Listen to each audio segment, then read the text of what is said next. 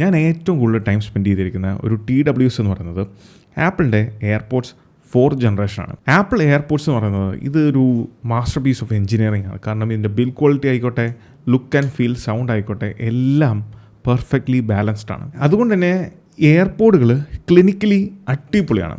And that's the exact same reason why I choose ബോട്ടിൻ്റെ കറ്റാന blade എന്ന് പറയുന്ന ഈ ഒരു പ്രൊഡക്റ്റ് യൂസ് ചെയ്യാനുള്ള പ്രധാന റീസൺ എന്ന് പറയുന്നത് ഈ ഒരു TWS ഓപ്പൺ ചെയ്യുമ്പോൾ തന്നെ നമുക്ക് ലഭിക്കുന്ന ഒരു ഫീഡ്ബാക്കാണ്. ഇതൊരു സിങ്ക് അലോയ് ആണ് ഇതിൻ്റെ കേസിന് വേണ്ടി യൂസ് ചെയ്തേക്കുന്നത്.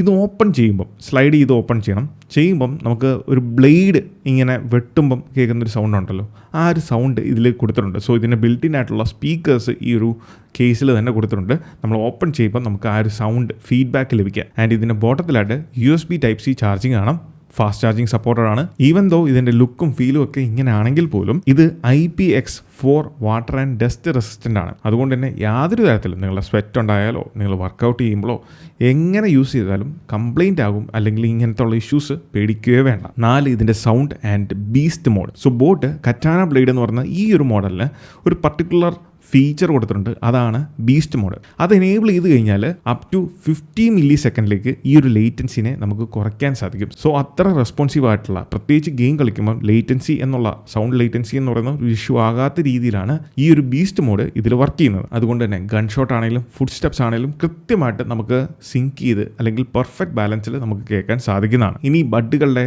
സൗണ്ട് ക്വാളിറ്റിനെ പറ്റി പറയുമ്പോൾ ഇതിന് പവർ ചെയ്യുന്നത് ഡ്യുവൽ 10mm ഡ്രൈവുകളാണ്, എലോങ് വിത്ത് ബോട്ടിൻ്റെ സിഗ്നേച്ചർ സൗണ്ട് പ്രൊഫൈൽ. ഈ ഒരു സൗണ്ട് പ്രൊഫൈൽ എന്ന് പറയുന്നത് നോർമലി ഉള്ള പ്രൊഫൈൽ പോലെയല്ല, കുറച്ചും കൂടെ അഗ്രസീവ് ആയിട്ടുള്ള ബാസ് ഹെവി ആയിട്ടുള്ള ഒരു പ്രൊഫൈലാണ്. അതുകൊണ്ട് എയർപോഡ്സിൽ ലഭിക്കുന്ന പോലത്തെ ഒരു ബാലൻസ്ഡ് സൗണ്ട് പ്രൊഫൈൽ അല്ല ഇതിലുള്ളത്, കുറച്ചും കൂടെ ഫൺ ആയിട്ടുള്ള ഒരു പ്രൊഫൈലാണ് ഇത്. 4 ഇതിൻ്റെ ഡ്യൂറബിലിറ്റിയാണ്. ഒരൊറ്റ സിംഗിൾ ചാർജിൽ എയർപോഡ്സ് തരുന്നതിനേക്കാൾ 2-3 ഇരട്ടി പ്ലേ ബാക്ക് ടൈമാണ് ഈ ഒരു കറ്റാന ബ്ലേഡ് പ്രൊവൈഡ് ചെയ്യുന്നത്.